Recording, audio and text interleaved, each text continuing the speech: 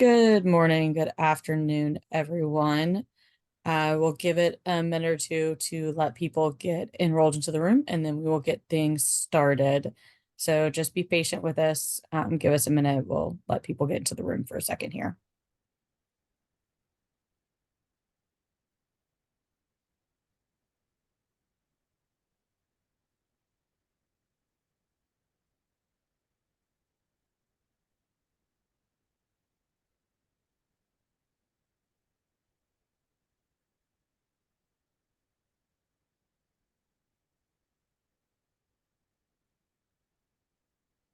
All right. Again, just want to say good morning, good afternoon to everyone joining us today. I have just a couple housekeeping items that we'll go through before I hand things off to our presenters to get started. This session is being recorded and we will email everyone the recording after the event. We have captions available, so feel free to use them as needed. Between each session, we will have a few minutes for Q&A, and then we will do a large Q&A at the end.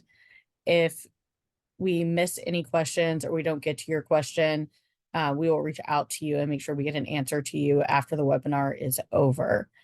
Also want to add, if anyone is needing any accessibility support, training, usability testing, etc., feel free to reach out to IDA, that's IDA at tpgi.com. And with that, I will let our presenters get started and provide an introduction of themselves. Thanks for joining us.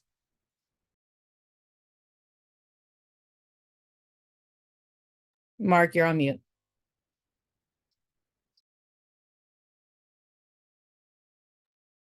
Sorry about that. Thank you, Carrie. Thanks to everyone who's joined today. We're super excited. We always have a great time during GAD Day, and it's such an important day and just a great time to talk about accessibility. So I'm going to introduce myself, and I have a lot of great colleagues here that are going to help me, and I'm going to help them talk about accessibility with you all today, talk about the importance of GAD Day.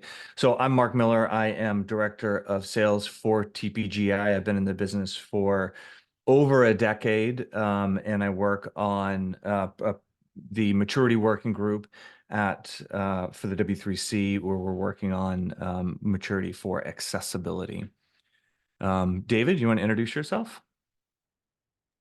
Hi, everyone. I'm David Sloan. I'm Chief Accessibility Officer at TPGI and our parent organization, Vispero. I also manage the user experience practice in TPGI, providing a range of services related to making user experiences more accessible and inclusive.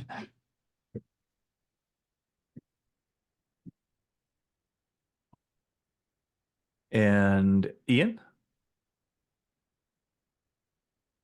We jumped to the end of the list there.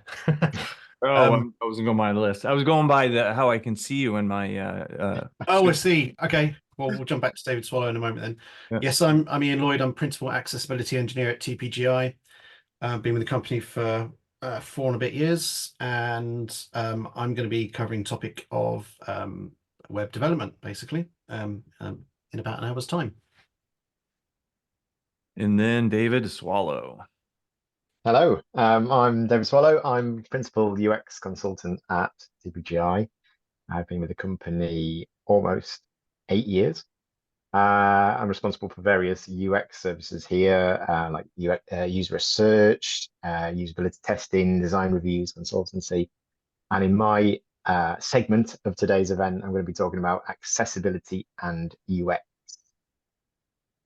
Wonderful. And we have sort of a special guest with us today here as well, Corey Perlander. So Corey, can you introduce yourself, please? Sure. Hi, everyone. Happy GAD Day. My name is Corey Perlander. I am a sales enablement manager here at TPGI.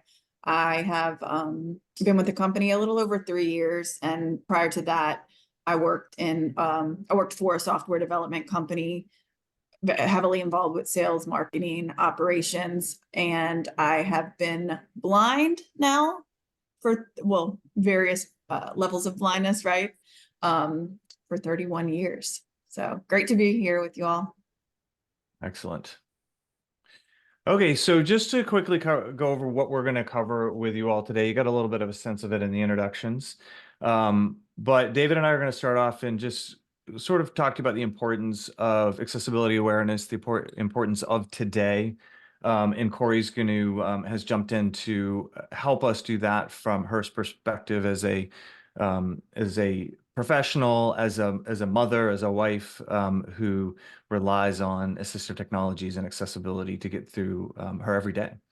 And then we're going to talk about a user perspective, how technology supports people who are blind and low vision, the accessible and user experience in design, accessibility and development, and then organizational accessibility and strategy.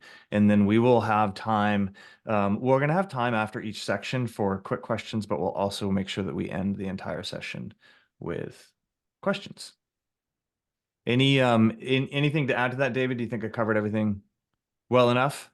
I think that sounds good. Yeah, I mean, we definitely want to make this as conversational as possible throughout the session. So we'll also monitor the chat and the Q&A in Zoom for any questions that people have during each part of this discussion. Perfect. All right, so as I said, I'm Mark Miller. I'm Director of Sales. I've been in accessibility for a while. My sort of specialty is accessibility strategy and maturity, as is David Sloan, who's our Chief Accessibility Officer. So David and I, and David runs our UX practice, David and I are going to sort of have a discussion with you around the importance of accessibility awareness, and Global Accessibility Day is kind of our introduction into today, into this event, and into the topics that follow. So first of all, just a little bit about today, Global Accessibility Awareness Day, or as everybody calls it, GAD, right? So GAD happens every May on the third Thursday of the month. And there's a GAD Foundation, which this is their day to celebrate, and all of our days with them to celebrate accessibility across the globe. Today's the 13th anniversary of GAD, so it's actually been going on for quite a while now. And the two folks that founded it back in 2011 are two gentlemen, one Joe Devon and the other one Jensen. And I don't know, do you know how to pronounce Jensen's last name better than I do, David?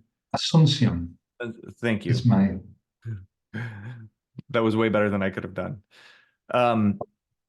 And it's important, you know, the day's important, I think, to me, because it does bring me back around. You know, I think everybody in this call probably feels like they're professionals, and while we end every workday happy with the contributions that we're making, oftentimes it's those work pressures, the actual, you know, getting down into the work and stuff that you're focused on during the day.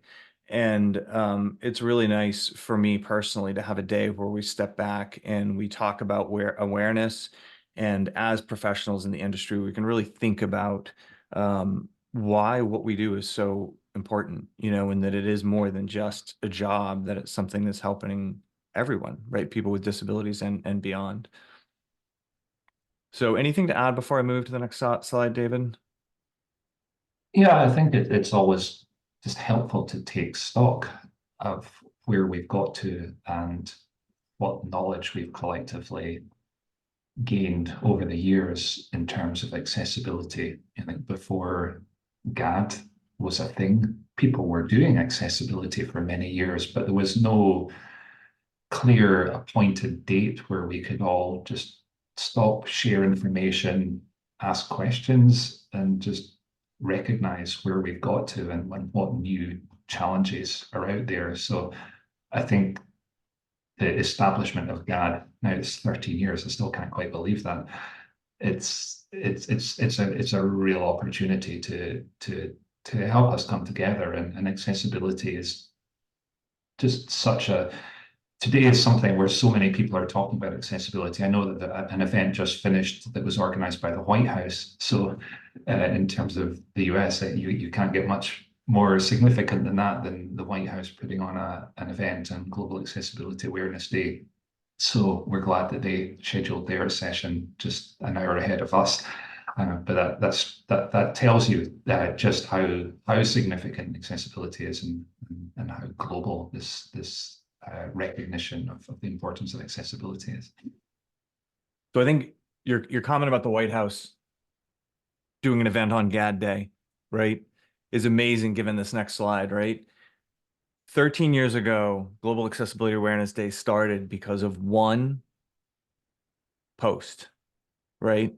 And this to me is incredible because it really illustrates how just speaking out and being heard, even if it's a small little chirp, right, can have such a ripple effect and such an impact. So 13 years ago, Joe Devon posted challenge: accessibility know-how needs to go mainstream with developers now. That was the title of the post. In that post, he challenged everyone, including himself, to think deeper and more deliberate about how a more accessible internet could look. Boy, have we done that in that 13 years. And in that post, he proclaimed that the third Thursday of May be the official Global Accessibility Awareness Day. One single post. I like to imagine him sitting there by himself in front of his computer with these thoughts and deciding, hey, I'm just going to put a blog post out there, and I'm going to do it with a little bit of oomph. And it was heard, and the impact that this day's had over the past 13 years is now exactly what David said. The White House has recognized it. And that's a testament to accessibility in general, but it's also a testament to something like GAD Day being a great evangelizer for accessibility. Comments, David? Yeah, and I mean, we're going to come back to this in the next couple of slides, but the importance of the word awareness. I think for a long time, people were getting into accessibility and learning more themselves, but not necessarily realizing how important it was to share knowledge and share the right knowledge with the right people to spread the load of creating accessible digital environments. And Joe's post was making accessibility go mainstream with developers, as opposed to there's one or two people who really get accessibility and do all the work, and the rest carry on doing what they've always done, creating barriers that somebody else has to discover and fix. So accessibility awareness is really two-dimensional. It's like making people understand more about accessibility, but also making more people aware about accessibility who previously hadn't. So I think those two dimensions of the challenge that Joe set are really, they're still the challenge that we are constantly tackling today, knowing more and encouraging more people to know about accessibility. I think it's a good point, David, right? Like we're celebrating 13 years and how far we've come, but there's a bit of work still to do, right? Yep. Okay, so raising accessibility awareness. Why is, you were just talking about accessibility awareness, David. It's like you know what slide's coming up next, because these are fantastic transitions. So it is important to raise awareness of accessibility in the right way, right? And these are sort of our reasons why. And the first one is that some people just may not at all be thinking about digital access for disabled people. And I think, we in the industry get kind of this knowledge bias, and we're surrounded by people who are working in the industry. We're surrounded by people like Corey who are actually benefiting from what we do. And it all makes so much sense to us. But I know that when I talk to people out there that aren't part of this industry, you can just tell based on the questions that they ask you that they might not have the exposure. It's not that they don't care. It's not that it's that they just don't understand, right? They don't have a person with a disability in their life. They don't understand that there is something that needs to be done with digital properties to make them accessible. And maybe they just assume that, oh, you give a blind person a screen reader, they're all set, right? So it makes sense to me that not everybody is sitting here every day thinking about how digital accessibility affects people with disabilities or the world. Is that something, David, that you kind of see as well, or? Yeah, and I don't think it's necessarily a intentional exclusion. It's just people are just not aware that it's something that attention needs to be focused on. Maybe some people think it'll just happen. There's not even a perception that you can make decisions when building technology that create significant or insurmountable barriers. It's just not on somebody's radar at all. So it's certainly there is ableism around the world that influences decision making, where there might be a kind of downplayed or there's an intentional aspect of not thinking about accessibility, but in other cases it's just that there's just a complete lack of awareness, and that's where something like GAD can really help step in and just make people realize that this is something that you do need to be aware of and that you can take active steps to address. I can remember, David, in my kind of evolution of awareness, which is an ongoing thing. I was talking to a friend of mine who was blind about cars. And I think I relayed this story to you yesterday, but I'll relay it to the group. And, I'm like, well, as a person who's blind, you're not driving, so it probably doesn't matter a whole lot if a car is accessible to you. And he said, wait a minute, he goes, you're absolutely right. I'm not driving the car. I can't drive the car, but I'm a passenger in the car. And when my wife is driving, the controls on the dashboard it's very important that those are accessible to me, because I'm the one who's doing all the other things, like changing the radio station, changing the environmental controls, doing all these things. And there's this very, in his relationship with his wife, there's this sort of very separate, she's going to focus on driving and he's going to make sure it's on the right radio station or the podcast is playing or whatever the case is. And it was a moment in my life when one of many where I realized that that there's just things I don't think of and I don't know because I haven't been exposed to them. And I think that's the kind of those are the kind of moments that the GAD Day and that we need to continue to give to people to help evolve and develop understanding around how people with disabilities operate and what, where we might need to make things accessible that we're not thinking about it. I think that the story of accessibility and in-car kind of control panels is really interesting from an inclusive design perspective, because yes, not only is that panel likely to be used by a passenger who with accessibility needs, that passenger who wants to be the car DJ or control the temperature or air conditioning, whatever, but also as a driver, your focus is on road safety. So hands-free operation of incidental controls such as the in-car stereo or climate control. That's also an important characteristic, and that kind of extends accessibility to secondary beneficiaries beyond people with disabilities and people who are have accessibility requirements because of their environment. And I think that kind of nicely connects into the second focus on awareness, is that some people have a very narrow definition of accessibility and may think it's focused on maybe a specific disability. Maybe people have heard about people who are blind and who use screen readers but aren't thinking about other disability profiles. Or maybe people are only thinking about accessibility in terms of compliance with a law. What do we need to do to avoid being sued? Or what do we need to do to be compliant with this law or the standard, and not thinking about providing really good user experiences for people with a range of disabilities. So sometimes the awareness that we need to raise is broadening that understanding of accessibility beyond an initial sort of fairly narrow definition that some people might have.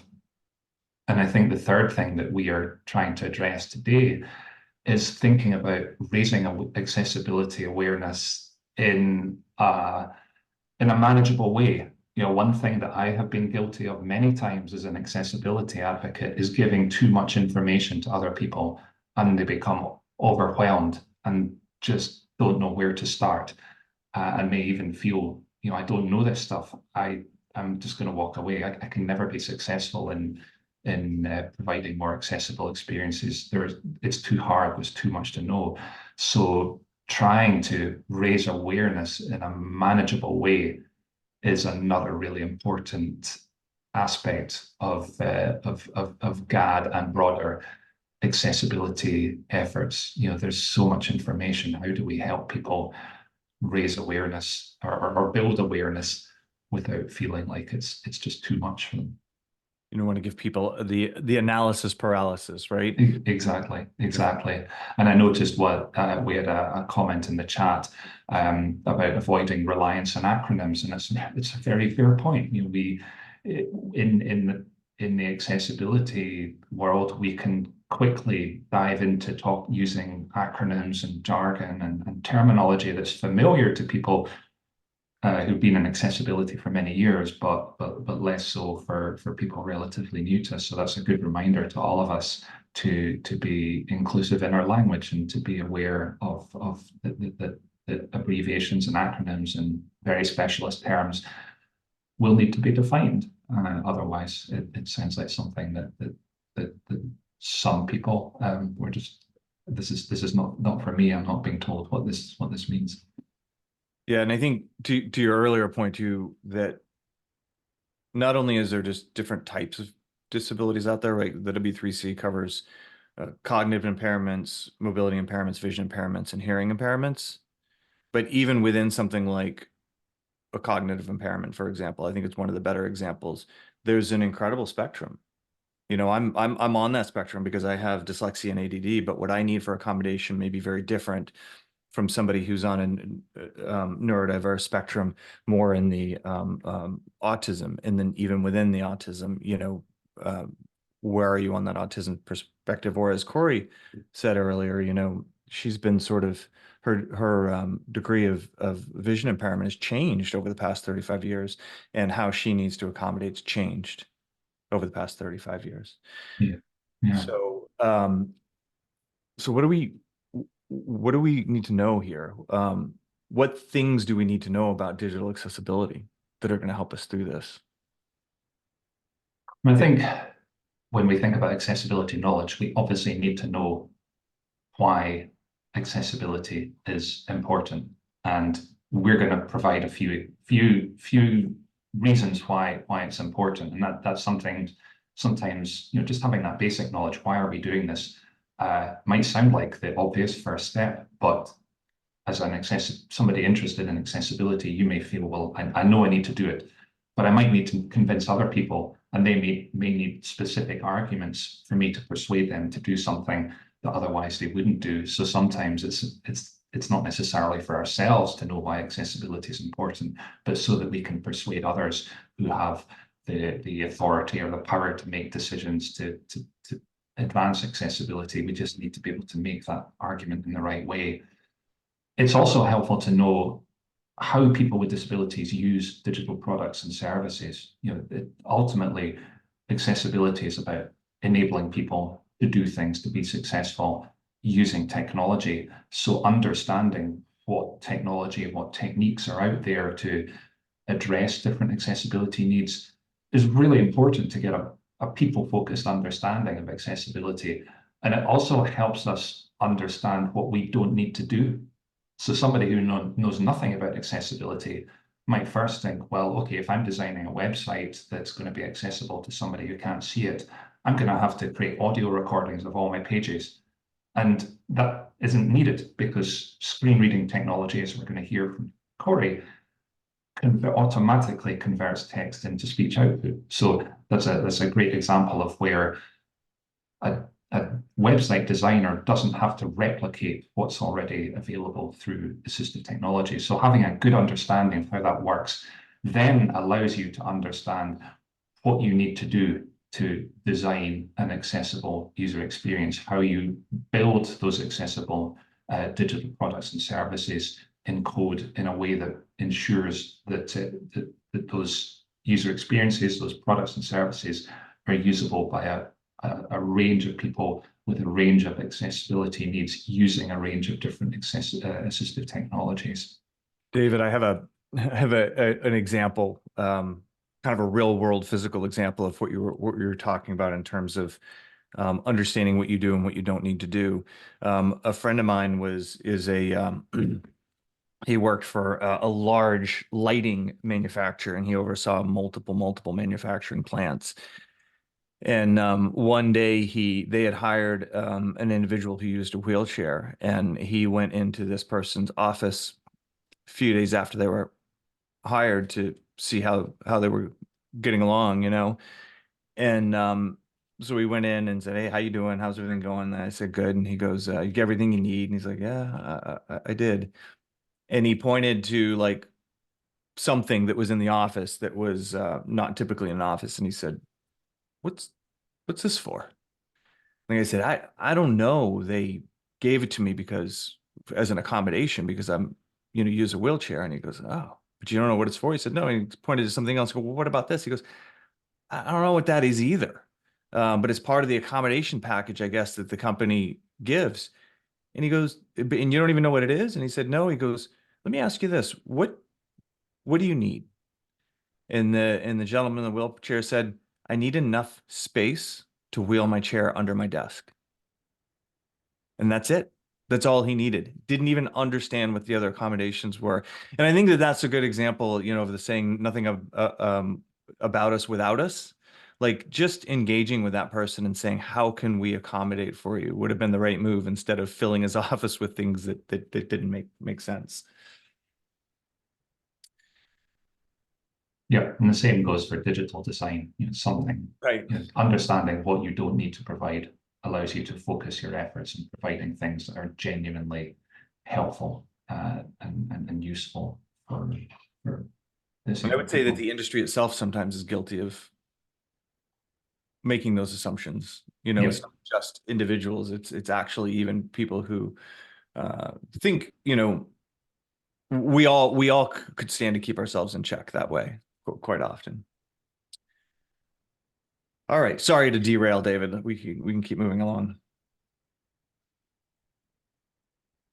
So yeah, we had a few bullet points to underline why accessibility is important, and hopefully most of the people attending this session are familiar with at least some of them. But Mark, if you want to advance to the next slide, I'll just highlight those key arguments and emphasize that firstly, accessibility makes it easier for people with disabilities to use and navigate digital assets, whether they're websites, mobile apps, digital documents, ebooks, self-service terminals and kiosks, TV platforms, games, any digital product. Ultimately, accessibility makes it easier for people with disabilities to use those digital products and services for their intended purpose. That's what we're about. It's making it easier for more people to use, in particular, people with disabilities. Accessible digital products and services then help people with disabilities to participate in society independently. So accessible technology helps overcome some of the barriers that exist in the physical world that may be difficult or impossible to remove. So technology becomes an enabler. And what we don't want is for technology to introduce new barriers because we weren't aware of the consequences of making design and development decisions that created those barriers. There is also a compelling argument to say that when you focus on accessibility, you can help improve the user experience for other users too. And this secondary beneficiary argument for accessibility is a really powerful one. Your primary focus is on people with disabilities, but when we do that, we make the user experience more accessible for many other people. Mark and I talked earlier about the example of the the in-car sort of control panel, where designing that with accessibility in mind helps passengers with accessibility needs, and also makes it safer for the driver to operate, given the constraints on cognition and vision that require somebody to have their attention on driving the car safely. So there are many examples of where accessibility efforts have significant secondary beneficiaries, whether people are constrained by their environment, operating a technology in a noisy environment or a crowded environment, or temporary impairments, maybe people who are unwell or have injuries like fractures or whatever that limit dexterity, people with with limited reading skills because the interface is presented in a language that isn't their primary language, people accessing technology with low bandwidth connections, they all benefit from the same accessible design principles that were designed to support, that were created to make products easier for people with disabilities to use. And yeah, go ahead, Mark. Sorry, yeah, there's actually a name for that, right? It's called the curb cutout effect. Mm-hmm. That's right. Which comes from the fact that if everybody can imagine when you cross the street at the end of the sidewalk, you have that section of curb that's like a small ramp versus the harsh sort of curb itself. That's called a curb cutout, and that's all over the US today. Those are all over the US today because of the ADA. And those were put in place so that wheelchair users could go up over that curb. But what they found out is that people use that curb cutout when they're pushing their children in strollers, when they're pushing a shopping cart, even further in all sorts of situations. That roller bag, I always think about it, the roller bag, right? You're dragging that roller bag around when you're traveling, right? That curb cutout is brilliant. But they also found that 80% of people who are walking and have no perceivable reason to use the curb cutout will go out of their way to walk up the curb cutout versus the curb itself. So because of that phenomenon, the phenomenon of accessibility improving usability for everyone is called the curb cutout effect. So it's a really important aspect to remember. And there's multiple. You heard David just list a whole bunch of reasons how digital accessibility does the same thing. If you get out of your car on a bright summer day and you can make out what is on your phone to be able to use your phone, that is because that has proper color contrast ratio guidelines, and those are there for people with disabilities. But in that temporary situation, you benefit. Yeah, yeah. The example I was thinking of was way back when I first got into accessibility, and back in the UK, one of the major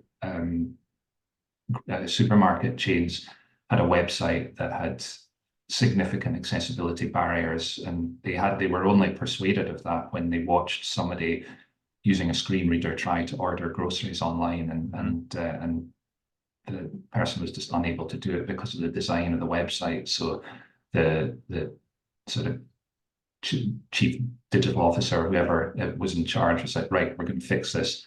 And initially, their solution was to provide an accessible version of the site. Now, we would never encourage that as a primary strategy. The same accessible website for everyone is by far the best option. But they felt that the quickest way to solve the problem in the short term was to provide an accessible version that allowed people to browse and select and pay for groceries. And it turned out it was so much easier to use that the staff who worked for that supermarket also preferred to use that accessible version of the site. So they knew that it was much easier to use than the site that was provided for a majority. So obviously, over time, they got rid of their old website and focused on accessibility because it was easier to use. And that connects with that next argument about accessibility. Ultimately, helps organizations providing products and services to grow their audience because more people can use it and it's easier to use. But also the retention of existing customers. And we know that it's a lot cheaper to spend money in retaining existing customers than acquiring new customers. But as our as our accessibility needs change over time, especially as we age, we may become more dependent on accessibility features of a digital product, and giving up on using a product because it's become too hard to use isn't a great situation to be in. So that retention of existing customers is another strong argument for accessibility. And I guess, Mark, we have to finish with the legal obligations to provide accessible digital products and services. There are legal obligations for organizations around the world, regardless of which countries you operate in. There are some legal obligations to avoid discrimination against people on account of a disability, and that that extends to providing accessible digital products and services. And I think in the next slide we talk a little bit more about some of the developments in laws and regulations that have happened in recent times that make it even more important to be thinking. Yeah. To your earlier point about GAD Day and the White House and everything, when we go through this list, think about how the focus on accessibility has changed and where it's kind of culminated in today. Go ahead, David. Sorry to. Yeah, if you shift to the next slide, we can. Here we go. So yeah, just over the last few months, there have been some really significant developments in digital accessibility that just make accessibility even more important right now. First of all, we had an updated version of the Web Content Accessibility Guidelines. This is effectively the de facto global standard for digital accessibility, published by the World Wide Web Consortium. And an update was released in October 2023, which added some extra requirements, focusing on reflecting the evolution of how people use technology, in particular, sort of moving to mobile and touchscreen or tablet type interactions. So we have a fairly up to date version of a standard to reference.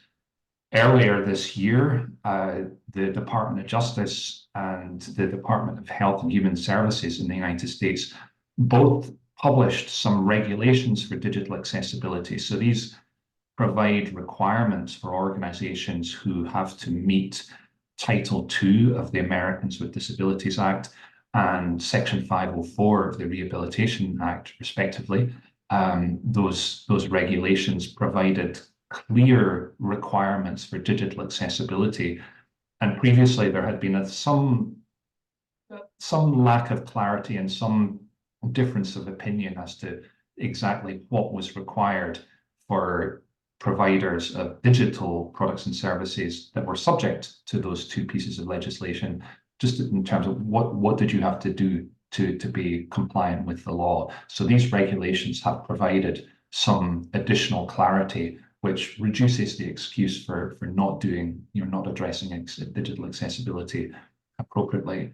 And then we've seen some states in the US, including New York and Colorado, passing laws that include accessibility requirements, and other states with bills and drafts. So there's more at the state level in the US, there's more focus on defining specific requirements for what you have to do with digital products and services to be compliant with relevant legislation. And all of this is helping providing clarity to organizations in meeting their obligations to supporting people with disabilities and avoiding discrimination.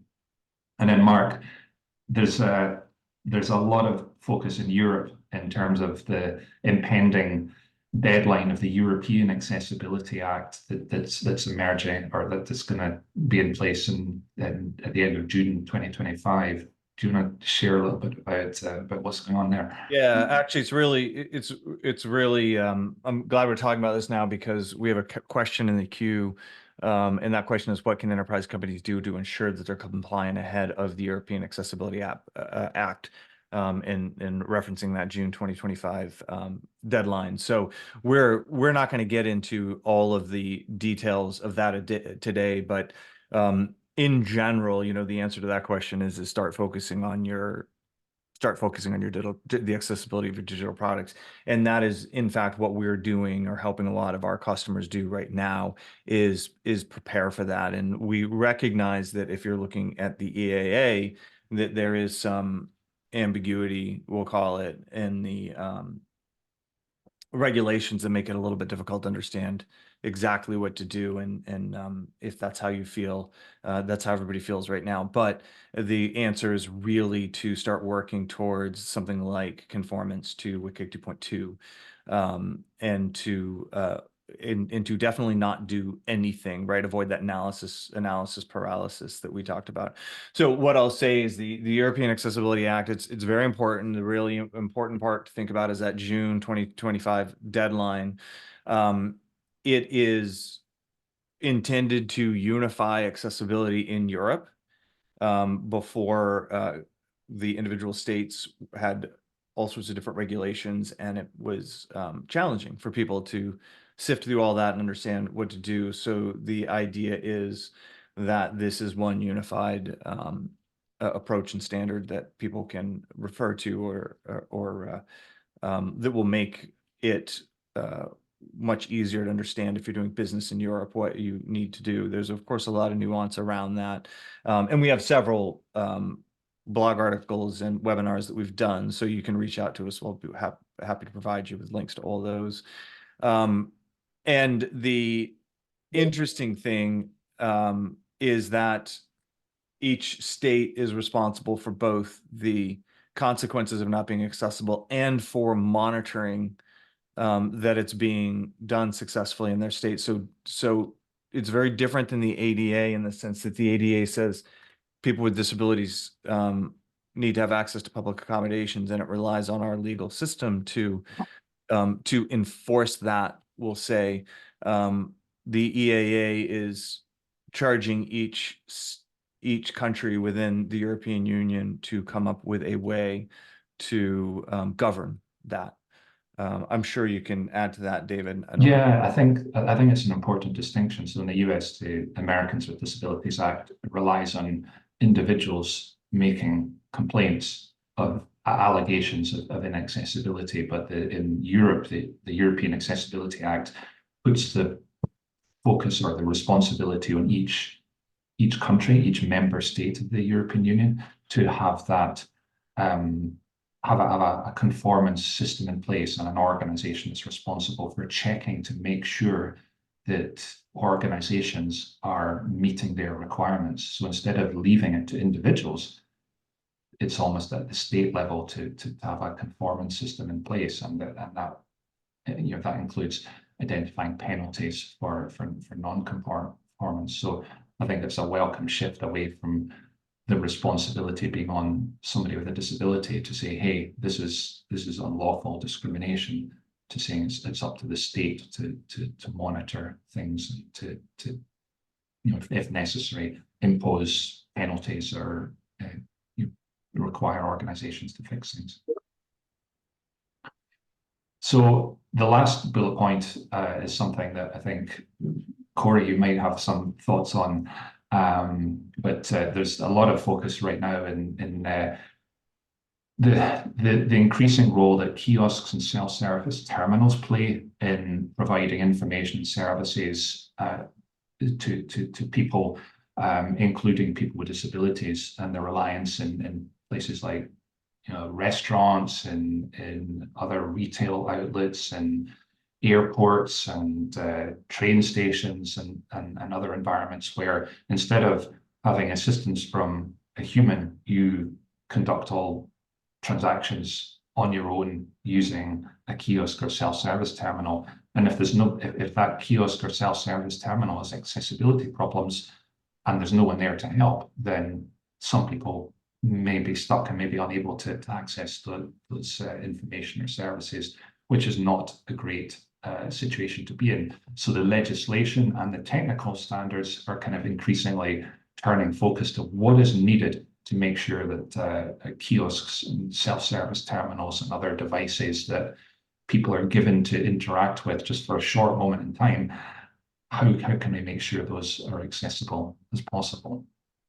Yeah. So this seems like a good point to bring Corey into the conversation and to Absolutely. sort of discuss how tech can support people who are blind and low vision. Mm. And as we do Awesome. that, I will say on that last point that we're seeing a huge uptick in our practice and people looking for kiosk accessibility. So with that, I do want to introduce Corey. Corey Perlander, who is the sales enablement management manager over here at TPGI.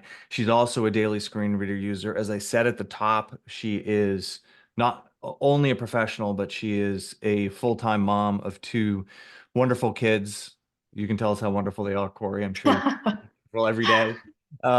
So we really felt it was important to have Corey's perspective. So Corey, David and I probably have some questions for you here, but why don't you start Mhm. off by just letting us know how you use assistive technology in your daily life? Yeah. Thank you. I'll first respond to the kiosk experience because this is great timing. I have been busy this week with appointments, and a couple of them really stand out to me. So the dreaded eye doctor appointment happened this week. In fact, I had to go into New Orleans about an hour from here 2 days this week because there was just a whole bunch of different tests that they have to do on my eyes. And when I entered the doctor's office, my mom was with me. She, a certain number of days per week, drives me around and helps me with the kids. And instead of talking to me directly, the person behind the counter asked my mother what's her name and what time is her appointment. And so I finally just said, my name's Corey Perlander. I have an appointment at whatever time. And then there was some information that needed to be completed, which they gave me a paper document. And if it would have been, accessible on their EMR or even available via EMR, that would have been helpful if the EMR, electronic medical record, would have worked for me. In that scenario, it's frustrating because, yeah, it's my mom, but I don't necessarily want to have to share my medical information with someone else that has to fill it out for me. It very easily could have been my babysitter or the woman that helps me run around that, that's just personal stuff you don't want to share. And that comes up a lot. And so I guess my point is just having technology that is accessible means everything to me. It means that I can maintain my anonymity or, just privacy. I can independently do things because I'm a grown woman. I have a master's degree. I have 2 children and I want to show them that I can be independent, right? And to have to do things have to turn such basic things over because something is not available electronically and accessibly is very frustrating. Through the process, there were some things that I needed to sign that I was able to sign, but I really had no idea what I was signing. But I'm so stubborn. I just, wanted to show that I could sign it. But again, there was no way for me to see. I mean, I could have had someone read it out to me and all that good stuff.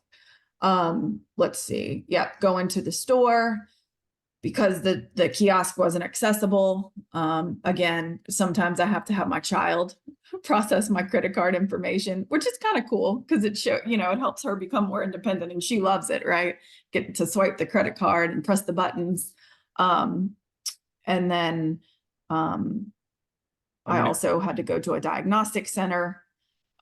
Again, nothing that was accessible to me. So had to ask for help. Again, it just kind of takes you down a peg because my brain, everything's there to do the job. It's kind of like, if you all as, developers or designers, all 5 of you were on a device and 4 were working, but 1 was locked and you had to wait on someone else to get the password, and it's frustrated because you have a timeline and the others are doing the work, but you can't, you're just kind of sitting there like, I know what they know, I can do what they can do, but gotta wait for someone to come let me in. I just need to be let in, right? I need to let those barriers be taken down. Anyway, the last experience as far as kiosks go happened yesterday, so it's really fresh in my mind. I went to it wasn't the DMV, it was one of those express places where like things are faster, a title company. I went in and I was the only one there, and they were like, you have to use the kiosk. Well, the kiosk it wasn't accessible. So again, I had help with me. They checked me in. Then when they called me, I went up there. I was actually getting a handicap license for the first time. Something I've been knowing I could do, but I never did it. I'm just very stubborn, but I realized, for the safety of my kids and myself, it is a lot easier to, not have to walk as far in public settings. So anyway, I was discussing with the woman that this is my first time, and she said, excuse me, but is that woman over there able to speak and see for you? And I said, what? I was really, it was a long day. And I was kind of like taken aback, but so tired. I said, yep, she can. And so this was my mom again. She came over, and the woman proceeded to tell my mom that the paper that I submit to her was an older version, and they can't accept it. If they got audited, the state would have problems. And the newer version she could give us a copy of.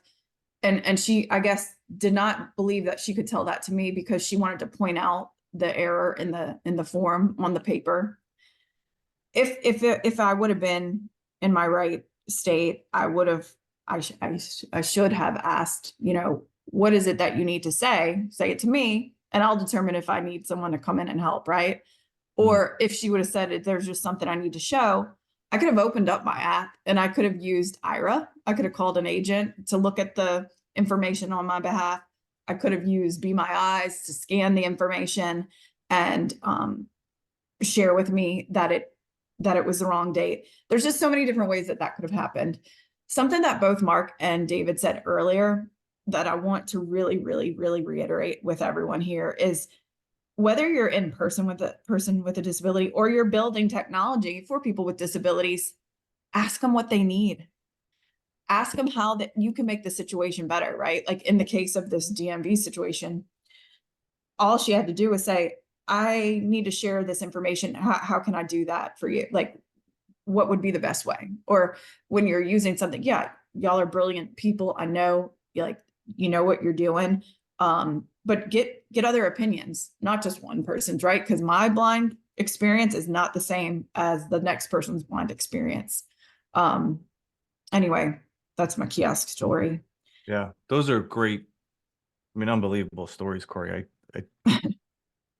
I hate going to the grocery store, and I hate going to the doctor, and I can't imagine doing it with all of those additional issues and just the HIPAA violations that seem to occur because you have to have somebody else with you and all of that. But I think it for me anyways, every time I hear you talk about things like that, it gives me a fantastic additional insight on how important it is that accommodations be made and be made properly for everyone, including people like yourselves.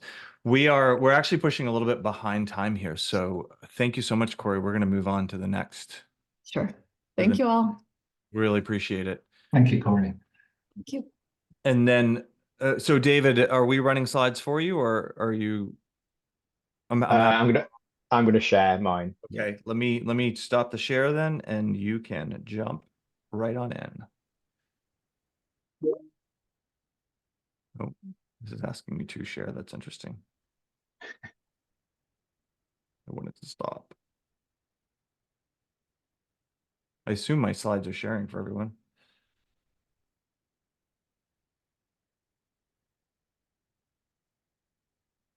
Okay, you should be good now. Nope, we lost your screen share. David Wallace sharing screen. Okay.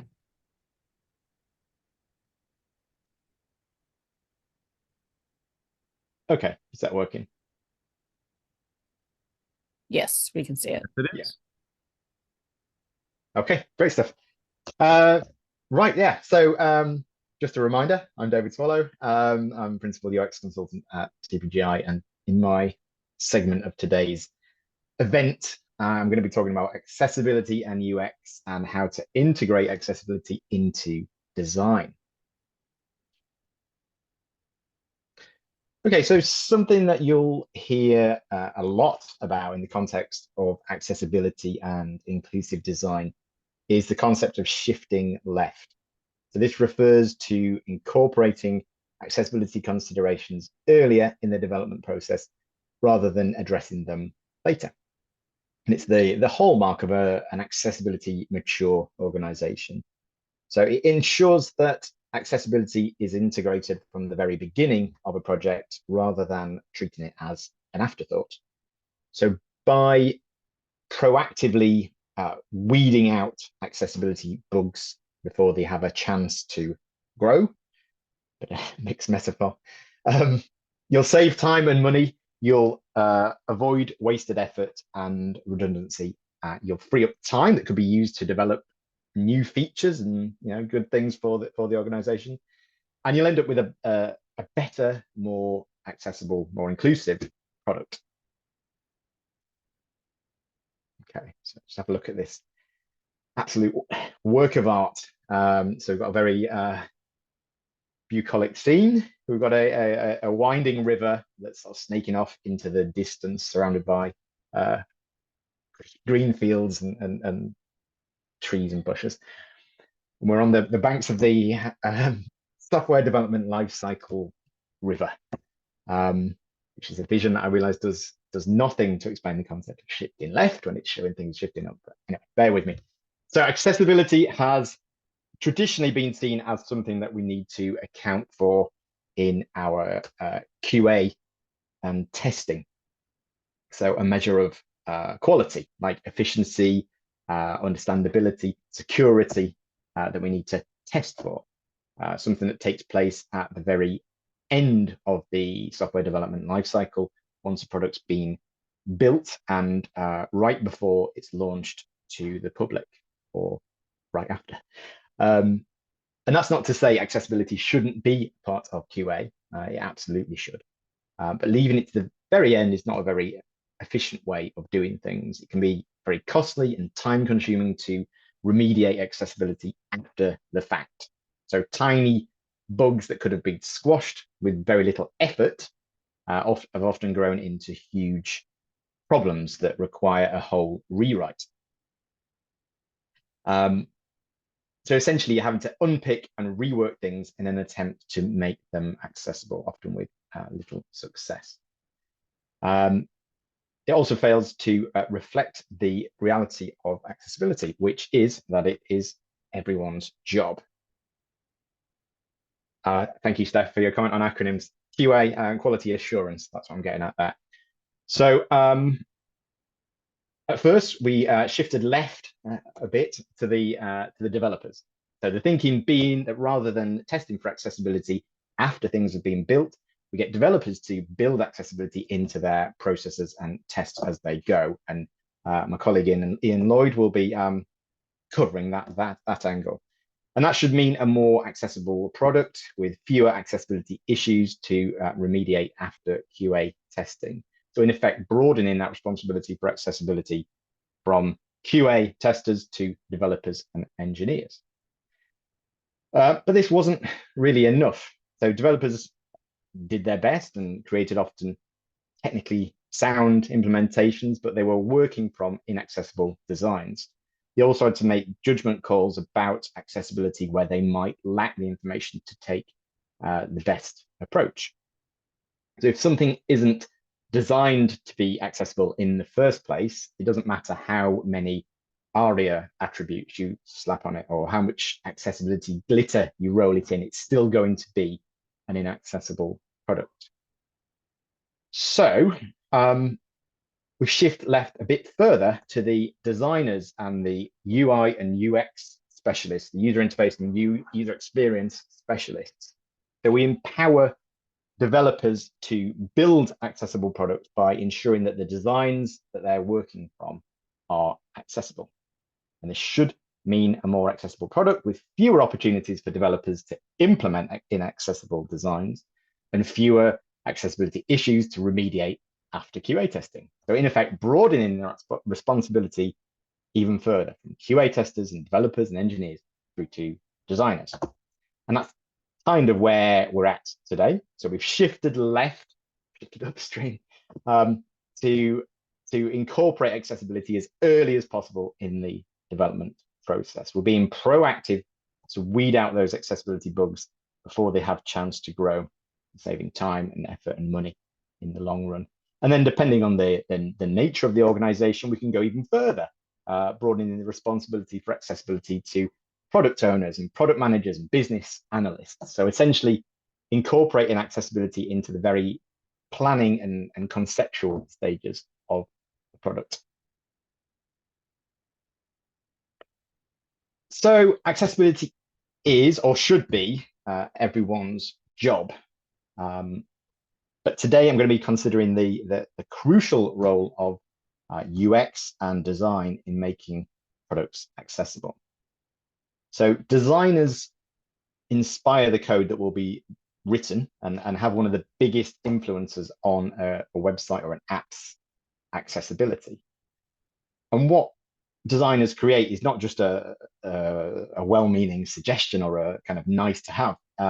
Often developers are reluctant to question what is sent to them by designers. And I don't know how it works at your organization and how much collaboration there is between teams, but even informally, developers are often reluctant to question design.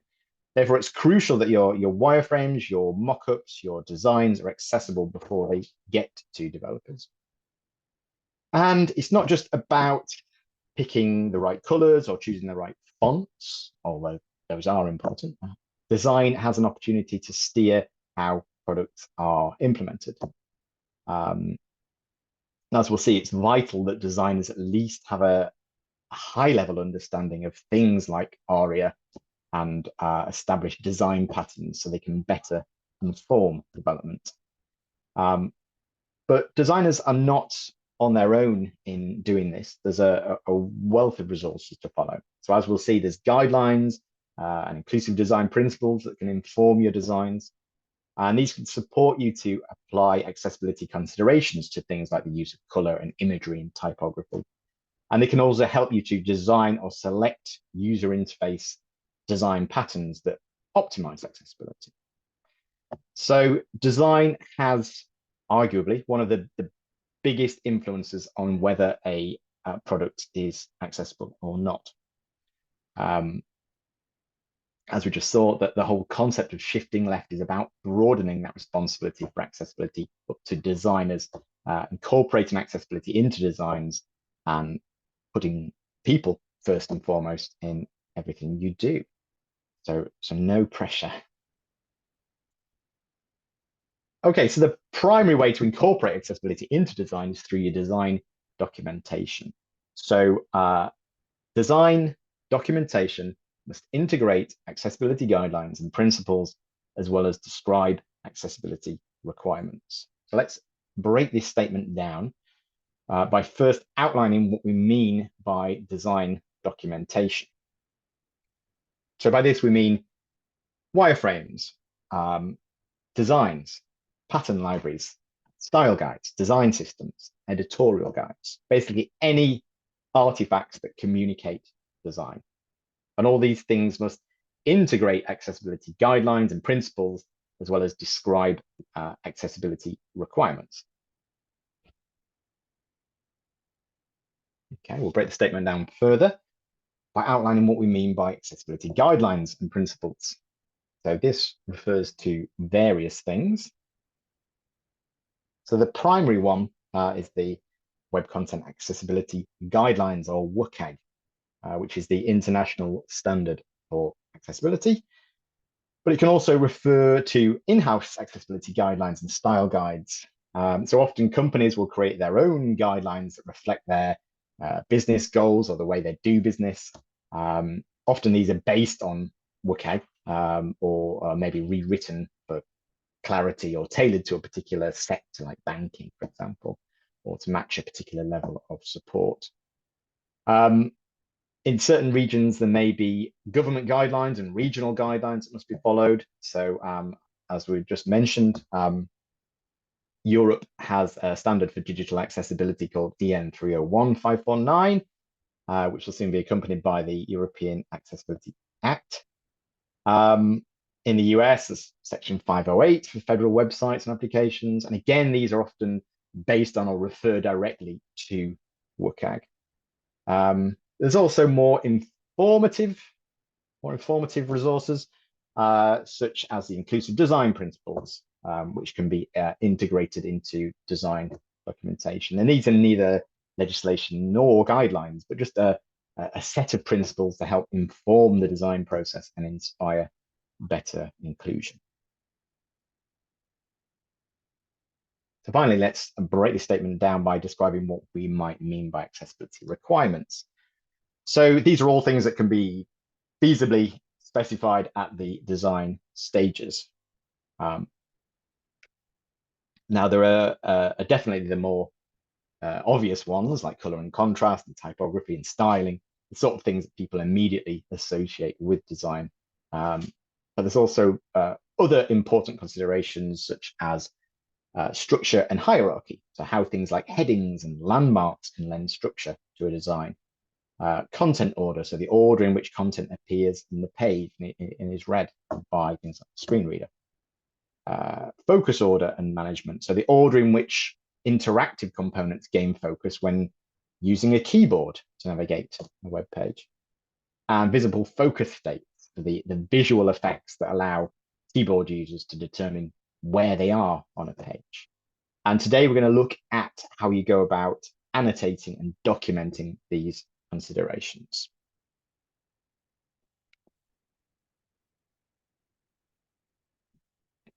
Okay, so one of the most important things to document in your designs is structure. So if you think about, say, a screen reader user, they will need to determine the structure of a page or a screen to be able to understand it and navigate it.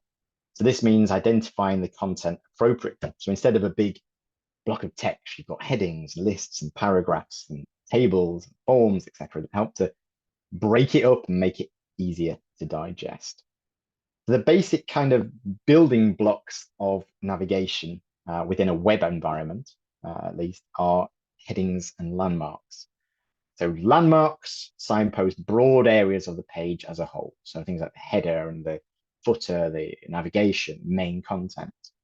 Whereas headings kind of fill in the more precise structure of the page.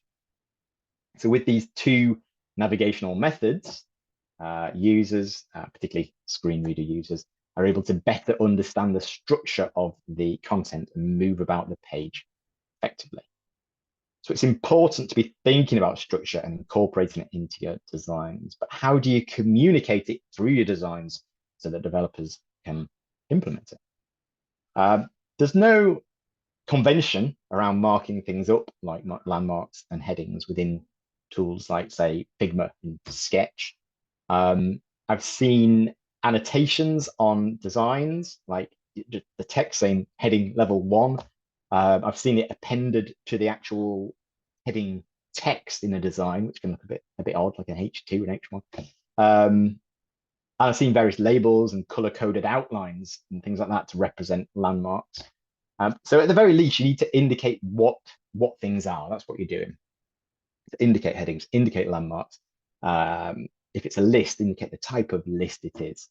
And like many of the things we'll look at today, this is something that could easily be built into a style guide or a design system to provide a consistent specification of that component.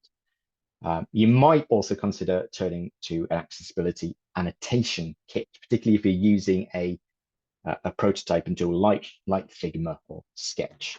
So these accessibility annotation kits are provide ready-made collections of usable labels and arrows and sticky notes and tags and things that allow designers to comment on a static design. So here we have a mock-up of how heading annotations could look using the A11Y annotation kit by the company Indeed, which is a plugin for Figma. Let's get a bit closer with that. So in the screenshot, there's one H1, two H2s, and three H3s, which are each indicated by these little purple arrows. Annotation kits also provide options for indicating landmarks. So they create like dashed outlines around regions of the page and a little tag to what it represents, you know, so say navigation on main, etc.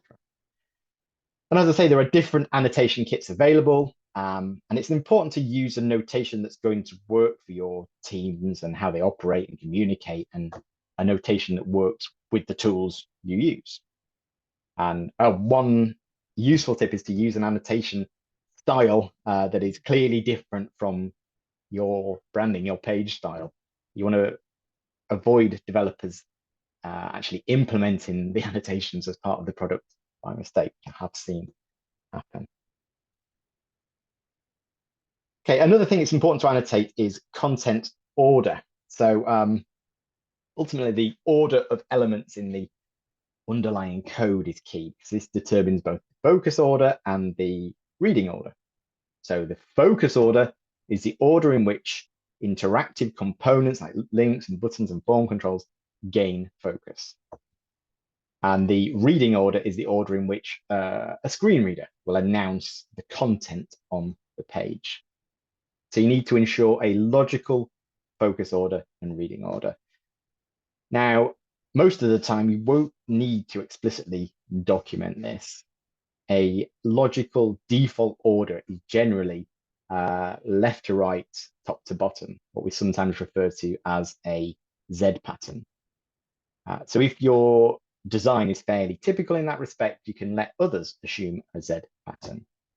But if your design does something different, so say you've got a custom component like a carousel that has a particular focus order, then it's important to call that out in your design. Again, there's no particular convention for annotating this, but most annotation kits provide little numbered circles with arrows between them, as in the design on the slide. So the mock-up here indicates both focus order, the darker red dots, and reading order, which are the lighter dots in between. And you could also describe the focus order in prose, in text, depending on the complexity of your design. As I say, don't go overboard with specifying focus and reading order. Where it's ambiguous, annotating your designs will leave no question for the developer on how to group content and what order it should be in the code. Providing text alternatives for images and other non-text content. This is kind of accessibility 101, something that most people are aware of, even if they've had little exposure to web accessibility, but it's still something that's frequently overlooked at the design stage. So there's different ways to use images, and depending on the purpose of the image, the need for text alternatives will change. So images might be editorial or informational. So they're forming part of the content and conveying information. So images like that should have a text alternative that describes the content that they're conveying. Images might also be functional. So that is forming interactive controls like links and buttons. Such images should have a text alternative that describes the functionality. So for example, a submit button or a profile button or a button to trigger a tooltip or a dialogue, whatever it is. But images might also be decorative. So that is, they're used for formatting purposes or as a background image, anything that's not crucial to the main content. Such images don't need a text alternative and should be actually given a what's called a null alt attribute. So alt equals and then 2 quotation marks, which indicates to assistive technologies that they can safely ignore the image. So regardless of the type of image, it's important that you document text alternatives in your design so that developers have something to refer to when implementing them. I've seen simple annotations directly onto design mockups again, or part of a list of attributes in like a kind of accessibility section of the design, a little table that's describing the text alternatives. And again, text alternatives are something that could be built into a style guide or a design system. And we often recommend developing a text alternative library to ensure consistency across a website or application. So in the example, we have two editorial or informational images, the company logo and the main image of a man holding a mobile device, and then three decorative images, the icons representing our vision, or our bison, and our goal items. Here's a question to ponder. Is that image of a man holding a mobile device, is it editorial, is it informational, or is it decorative? Do you need a text alternative for that or not? I'll leave that there. You also need to be thinking about and documenting color contrast. So color contrast is not something that you need to explicitly document for every single use of color. It's more something that designers should be taking into consideration. So color contrast requirements apply to both text and non-text content. So text includes things like paragraphs and headings and labels, error messages, button text, placeholder text. Non-text content includes things like graphical components, icons, user interface components, buttons, input fields, the outlines of input fields, background colors, component state, things like hover state and focus state, things like that. There are some exceptions. So company logo types and brand names are exempt from color contrast requirements, but pretty much everything you need to create needs to meet color contrast requirements. Again, a good place to make sure color contrast is documented is in style guides and design systems and branding guidelines. That way the decision is made and documented in one place where designers can then refer to. And we always recommend documenting good and bad color combinations in your design system, again, to avoid anyone making any uninformed decisions.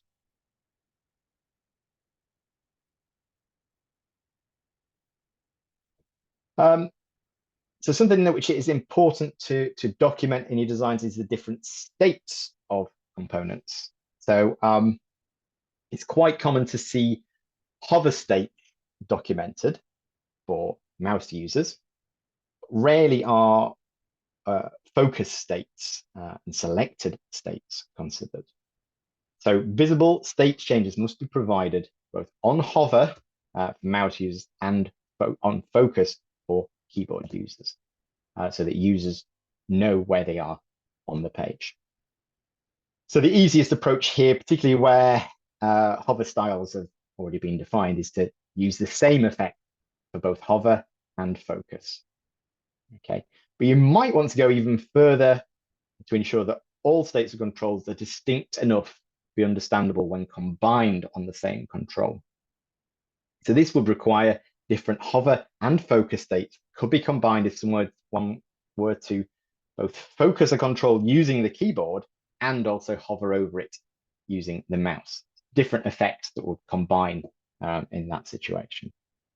And we also recommend distinguishing between items that have been hovered and focused and items that have been selected, such as the page that you're currently on or the current tab, things like that. All browsers provide a visible focus indicator by default for interactive components. There have been recent improvements to the default focus indicators in some browsers, such as Chrome and Edge and Firefox. And these browsers use a two-tone white dark outline, which is highly visible regardless of the background color. But still, we caution against relying on the default browser focus indicators and instead specify something much more distinct. And again, this is something that can be documented in a style guide or design system. And then finally, one of the most important things for designers to consider, which cuts through all of the things I've mentioned, is name, role, and state. So components that are lacking name, role, and state information is one of the most common accessibility issues we see. So the name of a component is its name. It's the text in a button or the label of an input, or it might be the alternative text of an image. It signals to assistive technologies what that component is called. The role of a component signals to assistive technologies what that component does or what sort of content it contains. So for example, it's a button, or it's a checkbox, or it's a heading, or a tab list, or whatever it is. And the state of a component provides the setting or value of a component. So certain components can communicate different states. So for example, a checkbox might be checked or unchecked, or a toggle button could be pressed or not pressed. So it's important to make sure that the correct name, role, and state is provided for all interface components. And if you do all of the things I've mentioned so far, like add text alternatives and indicate headings and buttons and links, etc., then you've covered a lot of this. It's more for complex widgets that you might need to give it more thought. So a great source for this is the ARIA Authoring Practices Guide, APG, which describes approaches to making complex widgets accessible using ARIA roles and states and properties. And there's a link to that on the slide. The APG, the Authoring Practices Guide, is primarily aimed at developers, but designers should be familiar with this document in order to design and document components. So during the design phase, review the document and link to patterns described in it when they are presented in your designs. So in the example here, we have a typical carousel, which are notoriously complex with many parts to annotate. So we've included a reference to the APG on carousels.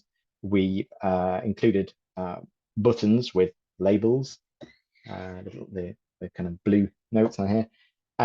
We also indicate the focus order, as for this carousel, it's quite non-standard. And in a table below that, we indicate the keyboard control and what each keystroke does. Okay. So that highlights just some of the things that designers can document and annotate at the design stage. As I mentioned earlier, design is arguably one of the biggest influences on whether a product is accessible or not. But with great power comes great responsibility, and it's important to also acknowledge some of the pitfalls and drawbacks. So Eric Bailey, who's a designer and author, recently wrote an interesting blog post called "Accessibility Annotation Kits Only Annotate." And in this, he acknowledged that annotation kits work really well in situations where you need to describe relatively straightforward interactions. They're useful for communicating the underlying intent behind a design, and they help raise awareness that accessibility is a design consideration in the first place. But he cautions that annotation kits are a language with a limited vocabulary, which can lead to them being misapplied by designers, often with the best of intentions. And Eric cites the common assumption of designers that just because an annotation kit's got these little stickers to indicate focus order, then they think everything on a page, even down to inert paragraphs of text, has to be focusable. Similarly, designers often misapply headings based on the size or the weight of the text rather than its position within the content structure. He also suggests that while these annotation kits might be suitable for relatively simple components like buttons, they lack the richness to adequately communicate complex components. And then this can lead to developers taking these compromised, limited, annotated designs and using them to implement compromised, limited components. Now, Eric isn't warning against the use of accessibility annotation kits, but rather highlighting their limitations and also the limitations of the processes and workflows that they're used within. So it's important that designers become familiar with the underlying concepts that an accessibility annotation kit references, and they don't just slap stickers all over a design without any kind of awareness. He also stresses it's vital for designers and developers to collaborate and communicate to overcome these challenges. And I should stress this is a very abridged summary of Eric's article. It's well worth reading the whole thing. There's a link on the slide. Okay, so that just brings me to an end of this whistle-stop tour of accessibility in UX. So just to summarize, you should aim to shift left and integrate accessibility as early as possible into the development lifecycle. This helps kickstart requirements for development and QA downstream, and also allows important decisions to be made much earlier upstream in the process. Design documentation must integrate accessibility guidelines and principles, as well as describe accessibility requirements. You should ensure accessibility is referenced at source in brand guidelines, pattern libraries, and style guides and design systems to provide a single source of truth. WCAG provides core accessibility design guidelines for every project, and use resources like the inclusive design principles to go beyond the guidelines and design for inclusivity. And also integrate tools like the color contrast analyzer from TPGI and accessibility plugins for Figma and Sketch into your workflows.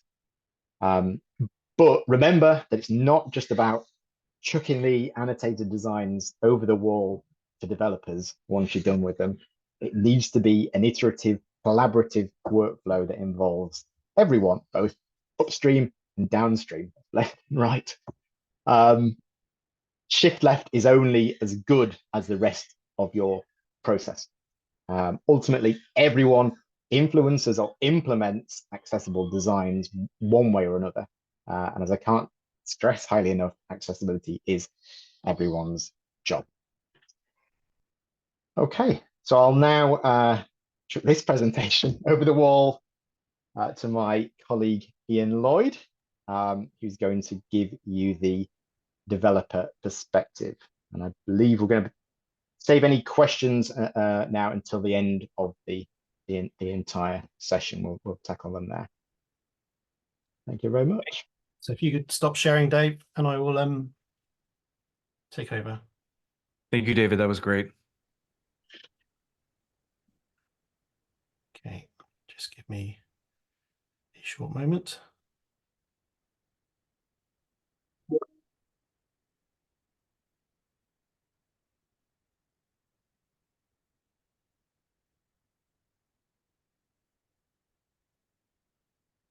Okay, hopefully you are seeing a slide now that says accessibility and development. Is that correct?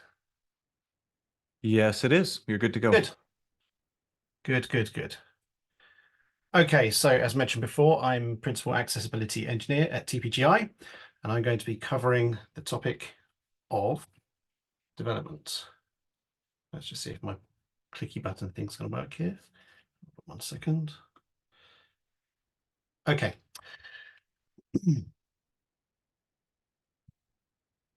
Just realized rather helpfully the photos or the images of presenters is overlaying my screen, my speaker notes. Just move those out of the way. Okay, good. Okay, so integrating accessibility into the development lifecycle is no mean feat. And something that I cannot cover today is the very difficult aspect of actually making developers care. I think it's inevitable that some people will see accessibility as just another thing they have to do, which may potentially be viewed as an overhead. Unfortunately, for some developers, this may be viewed as a requirement that is foisted upon them, and one which may prevent them from doing other, in their opinion, more interesting development work. It's not easy to change opinions like that. What I would like to cover, though, is some techniques, tools, and ideas that a developer who is new to this topic and therefore may not really know where to start can pick up and run with quickly. While TPGI does offer an enterprise solution for monitoring accessibility issues, training, and so on, for this section, I'm going to concentrate on tools that a developer can use for free, which will help them to improve the accessibility of their output. I would like to think that some of these developers who may have had some pushback in the beginning to this whole accessibility thing might start to change their opinions when they realize that some of this stuff is easy to fix and check, especially if they're doing this at the beginning of the development lifecycle. I can say from personal experience that this is what happened with myself.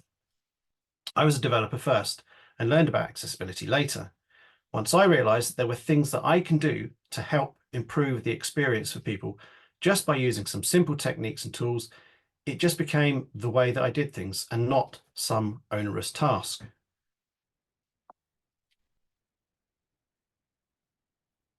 Now, 30 minutes isn't a lot of time to cover development matters, but my aim is to cover the following. Why moving the mouse to one side is an invaluable technique. Why you should try a screen reader. I'll show some tests that you can run in a browser. I'll briefly talk about color contrast. I'll cover how you can write your own accessibility testing scripts. And I'll also show how you can use some that others have made for you already. The first suggestion I would make to any developer trying to get an understanding of what accessibility is all about is not install this thing or run these tests. It's simply this: push your mouse or trackpad out of reach and do not be tempted to use it. Well, unless you absolutely have to. If you do not have access to the mouse or trackpad, you are immediately putting yourself in the position of a great many number of users for whom this is an everyday thing. Users with mobility issues may not be able to use a mouse easily or at all. And this is also the reality for the majority of screen reader users, because if you have very low vision or no vision whatsoever, even if you are physically able to move a mouse, it has zero purpose if you cannot see on screen where the pointer is with which to interact with elements.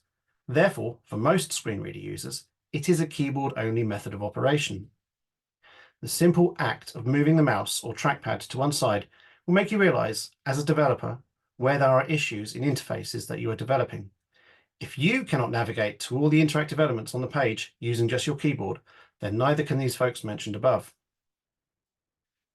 By not using a mouse, you will also be able to quickly identify custom elements such as buttons or links that have been developed without using the proper semantic HTML elements. For example, if you are using a JavaScript framework that provides certain UI components off the shelf, the chances are that these may not have been tested rigorously for accessibility. Sure, you may be able to click the elements with your mouse and everything works, but they may not be keyboard operable. Finding this out early gives you the chance to either address the issue by fixing it or rejecting the components as not fit for purpose right from the get-go. And as you will likely hear from many other sources in the accessibility community, fixing these kind of issues late in the development cycle is way more problematic and expensive. Just by spending a few moments without the luxury of having that magical pointing device to hand, you would likely have saved a ton of hassle and cost further down the line. It goes beyond just the simple aspect of finding a link or button that is not keyboard operable. By not using the mouse, you will also reveal interfaces that are overly complex, where you may be presented with multiple options that a mouse user can easily click. The experience for a keyboard user may be technically possible, but could be horrifically difficult to use with just a keyboard. This is where we go beyond the simple conformance question, as in, does this pass WCAG 2.1.1's keyboard success criterion, and into the realms of, is this actually a good experience for the user? Hopefully, such complexities in the user interface that reveal themselves even more for keyboard users will have been spotted earlier in the process. And by that, I mean at the UX or design phase that Dave just covered. But if it has got to the development stage and you are tasked with building such a complex interface, once again, this is still a much better time to be raising the issue than leaving it until the product or application goes live. There is still time to fix things. When an organization such as ourselves conduct an accessibility audit, we will always be reporting issues that a screen reader user will encounter, amongst a raft of other tests. Sometimes when the reports go back to the client, we might have questions from the development team about screen readers. What are they? How do they use them? Now, I used to be surprised by the fact that so many developers were not aware that the computers that they were developing on already, had screen reading capability that they had never tapped into. On Windows machines, there is Narrator. On macOS and iOS, there is VoiceOver. On Android devices, there is TalkBack. All of these are pre-installed and may be used for free. There is really no excuse for not testing work that one of these free screen readers, on one of these screen readers, apart from the fact that no one has actually told these developers before that these tools exist. So that's the reason for me recommending this as the second item on the list. A couple of things to point out though. A developer who has never used a screen reader before is not going to be representative of someone who uses one every day as a necessity. Even the screen reader that they may try may have wildly different ways of handling certain elements on screen. For example, if a developer checks their work in macOS VoiceOver, which constitutes a very small percentage of screen reader users, it may be very different from how a larger user base, such as JAWS users, will experience the same page. As accessibility professionals, we certainly shouldn't expect that developers will have the same level of proficiency as a full-time screen reader user. But it is a clear advantage for developers to be aware of how their work may sound to a screen reader user, even if they may feel that they are a little clunky when using the tool. The other thing I wanted to point out is that if a developer is new to screen readers, they should be mindful that how they navigate and experience the site may be very different from the full-time user. This is important to know, as the mistake that some newcomers make is to try to be a little bit too helpful, unaware that their ideas for improvements could potentially have a negative effect. For example, because of unfamiliarity with the screen reader, a keen web developer might add tab index attributes to headings on a page on the basis that they think that might make it easier for someone to navigate. Unfortunately, what that does do is provide even more tab stops for keyboard-only users that are unnecessary. This is because there are already ways for screen reader users to navigate via headings. The developer just didn't know this. As I said, I don't believe that the web developer needs to be an expert screen reader user. That's something that they can leave to the web accessibility professionals or full-time screen reader users. But it is great if developers can at least be aware that these tools are already available for them to use at no cost and with no overhead for installation. By not using a mouse and also experiencing what you are building via a screen reader, you'll be making great progress towards understanding what issues some people may face. But these alone will not reveal all of the potential problems with your web page, because accessibility is much more than just how it affects blind or low vision users. Thankfully, there are some automated tests that you can run against a web page which can reveal issues that you might not otherwise have found. Emphasis on the word some here. No automated tool can identify all WCAG violations, and that being the case, no automated tool can fix all the issues, despite what some overlay vendors might have you believe. In practice, accessibility testing requires a mix of automated testing and manual testing, and even then, some issues might be difficult to detect because of the circumstances, the kit, and the experience of the person checking. It's another reason why an expert audit is recommended to be sure. All that said, a developer who runs an automated test on their work early on and also does some manual checks with a screen reader will be able to identify the real potential showstoppers without too much difficulty. TPGI offers a free browser-based extension called Arc Toolkit. It allows the developer to run a raft of tests against the page they're working on, indicates definite WCAG conformance problems, alerts possible issues that need some human intervention to verify, and provides remediation techniques. You can find out more at www.tpgi.com/toolkit. Okay, so we'll have a little look at Arc Toolkit, some of the features now. I'm going to run through some of the tests that Arc Toolkit provides, but once again, 30 minutes is not so long, so I cannot cover everything. Instead, I'm going to pick out some of the more interesting features, in my opinion, features that may not be immediately obvious when you first start exploring. Once you've installed Arc Toolkit, it is available by opening the developer tools and it appears in the tabs. By default, it will appear as the last item, but I have moved it way over to the left so that it is my first tool in the group. Then it's simply a case of pressing the Run Tests button, and the tool will scan the page and report back with any issues that you need to address. In this example, it has found 4 categories of errors, 4 alerts, and it also indicates that some areas where there are not WCAG conformance issues, but the experience could be improved nonetheless. And these are labeled as best practice issues. One moment, I just need to clear my throat.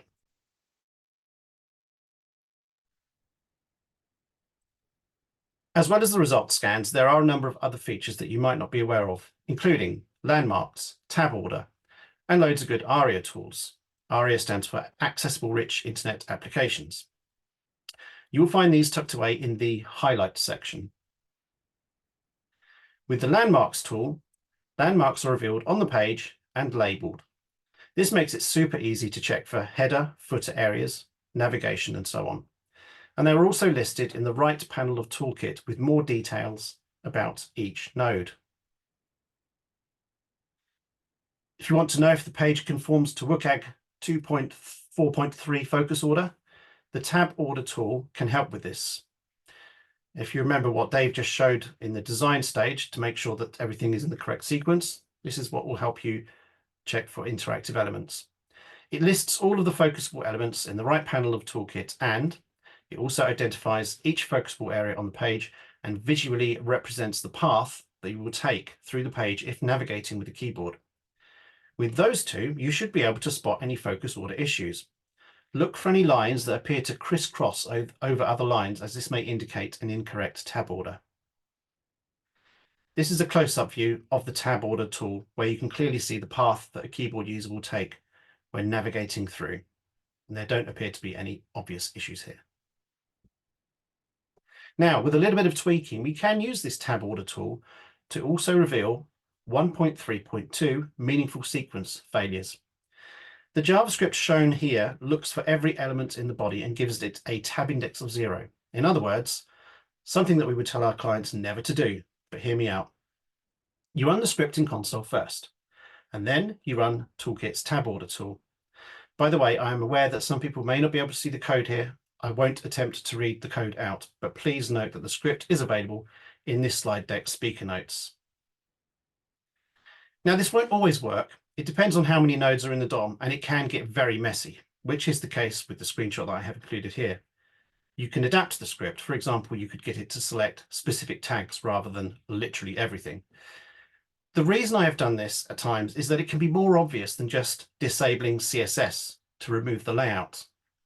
It's potentially a very useful way to visualize just how out of sequence things are. In the example shown, it reveals that the reading order is completely and utterly broken. Disabling CSS might not have had the same visual effect. It's just a complete mess of zigzagging lines that shows that the reading order of the content is very, very broken. There are some very useful ARIA tools in the ARIA section, where else, such as ARIA usage. In the example showing, Toolkit has revealed an unordered list that has been redefined as a tabbed interface by adding role attributes instead, role attributes of tab, tab list, and tab panel. It shows excerpts of the markup in the right panel in Toolkit and also visually indicates where these are on the page. You can also find live regions on the page, including visually hidden areas that are used just for screen reader users. Toolkit provides a simple method for checking whether the content conforms to Success Criterion 1.4.12 text spacing. This is also in the Highlights section, right near the top. You can toggle the spacing on and off to see how adaptable the content is. And also, this works for framed content. There are loads more tools to investigate in our Toolkit, and I recommend that you take the time to explore what's on offer. But I need to backtrack just for a moment to the tab order hack that I showed just a short while ago. I didn't show you how I ran that script. Now you can run literally anything from a simple alert to 100 lines of code in the DevTools console. Let's start with something simple.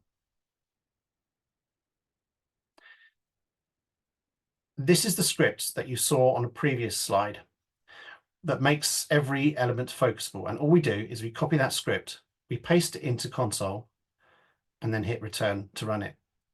Then you can see that every element on the page has now been given a tab index of 0, making everything focusable.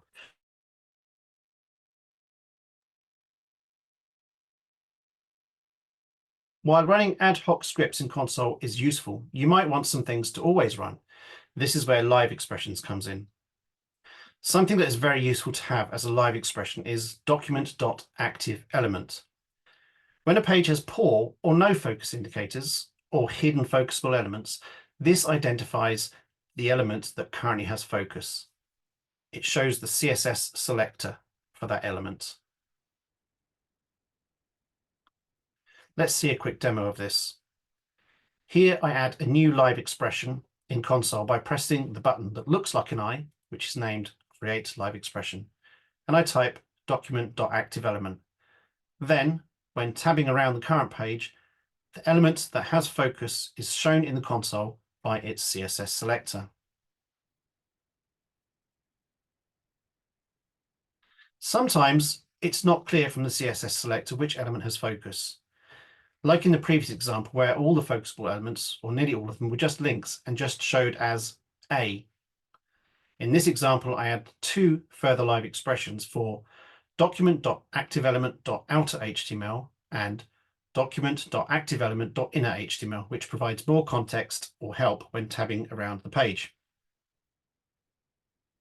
You can run much larger scripts in console than what I just showed. In the example on screen, there are just over 200 lines of code. I'm not sure if there's an upper limit to how much script you can run, but I've certainly never hit a limit.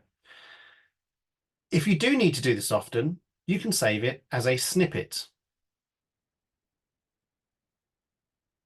To do this, select Sources in DevTools, then select Snippets.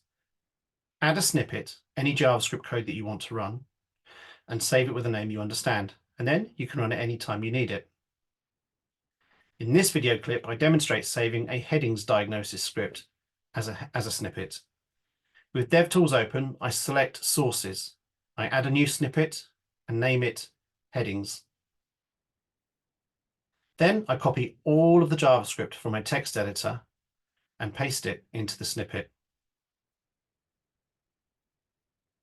Finally, I trigger this script by selecting the snippet I just created and choosing Run.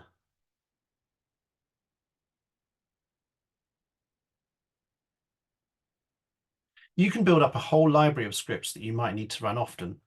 In this video example, I have a heading script that I added a moment ago, but I also have a links list script and a focus style script.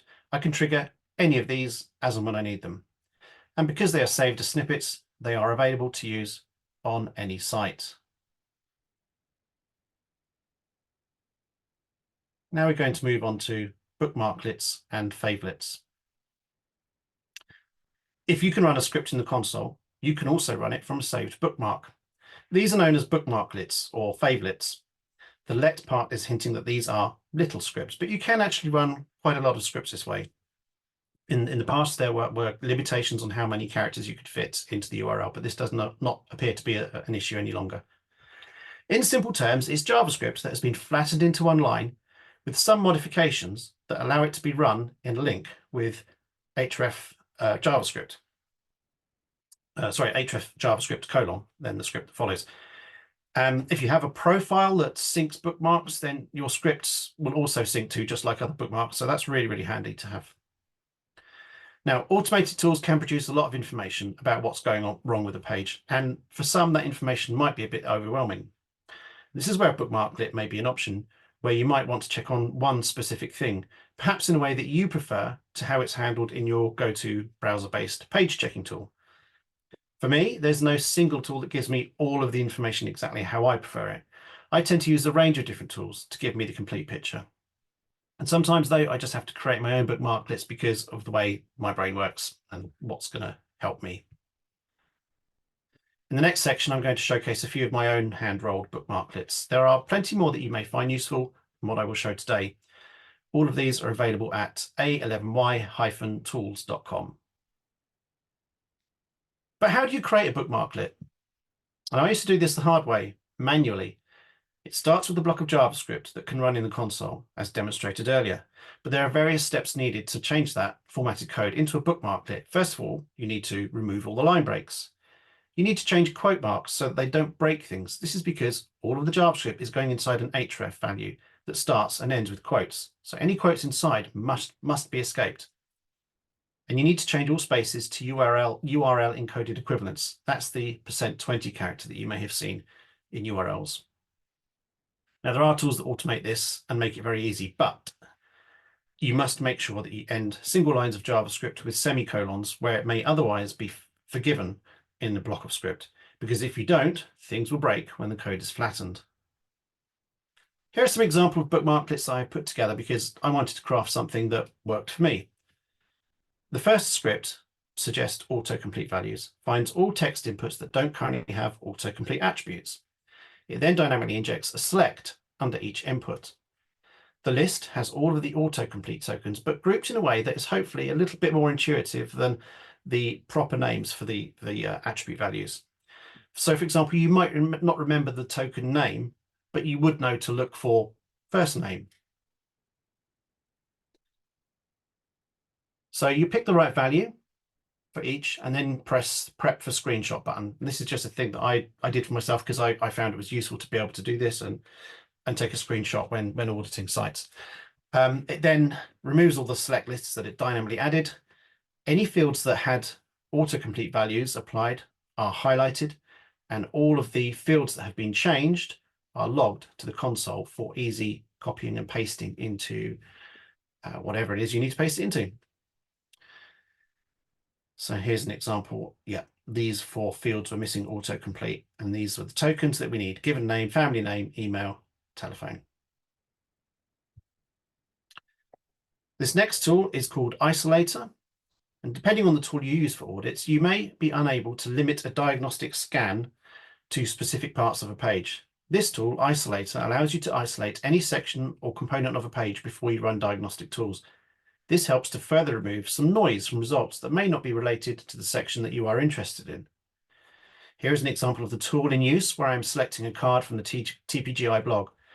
Some things to be aware of with this tool: it will add some issues potentially. For example, ArcToolkit might report there are no landmarks found because we've stripped out everything other than this part. It could potentially break some styles because CSS selectors may no longer be targeting correctly. And related content that is not visible by default may also be stripped. So, for example, if you were isolating a part of the page where there was a button or a control that opens a dialog, the dialog may have been removed by this stripping process. So just have to be aware of a few small issues there. That said, I use this frequently, and I found it's really useful to remove the noise when doing page checks, so I can isolate it to just what I need to look at. The next example, this bookmarklet, is called Outliner, and it's dead simple. It uses a CSS selector to find elements on the page, gives it a color border, and you might want to use it to identify broken HTML patterns. So, for example, your CSS selector could be a button where we're trying to find buttons that are nested inside anchor elements, and it will highlight them accordingly. It will also provide a count of any matched elements and logs that to the console. This video clip shows an example where we simply want to show all images that have an alt attribute. It puts a green border on all images that have an alt attribute, but of course that does not tell you if it's the correct alt. This is just to demonstrate that the bookmarklet can be used for very quick and simple checks. For the next bookmarklet, I'm going to show you focus styles. Now, if you were trying to check the focus styles on a page and take a copy of that, you might, for example, run a screen recorder and then tab through each element one by one. The aim of this bookmarklet is to kind of automate that to some extent. So it goes through the page, and as it puts a focus on all focusable elements, looks at the styles, and then dynamically writes that back in as an inline style. The aim being that you then have you can then bring up a view of the page that has all of the focus indicators in one place. Again, another little warning: it's not 100% effective. because if the focus indicators have any animation applied to it, so any duration, it doesn't capture those very effectively. So here is an example of me tabbing through the page, and you can see the green outline. Now, if I wanted to check every single focus indicator, I'd have to tab through each one of those links, or I can run my focus styles bookmarklet, and it will then do this and show me everything in one view. So that's it for me. I'm not sure how much time we've got, about 5 minutes left. So I'm going to stop sharing at this point and hand back to Mark.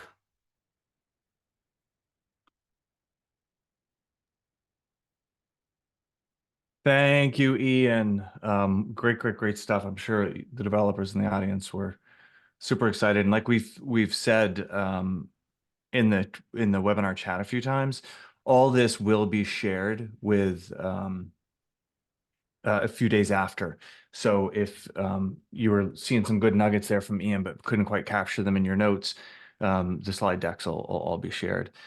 Given that we only have a few minutes left, so I'm going to share screen again, and we're going to give you a brief. We do, Mark. I just want to jump in. I just had a quick look at the questions because obviously I wasn't reading whilst presenting. I just wanted to address one very quick question. So Jess wrote, narrator is terrible and NVDA is much better and also free. Just to clarify, my point that I was making really was that developers have tools on the machine that are already installed. So without even going anywhere else, I would always recommend using something other than narrator. But it's just to say these tools are free, they're available, and they're already there. That was really the point of that one. Great, thank you for the clarity. And let me just get.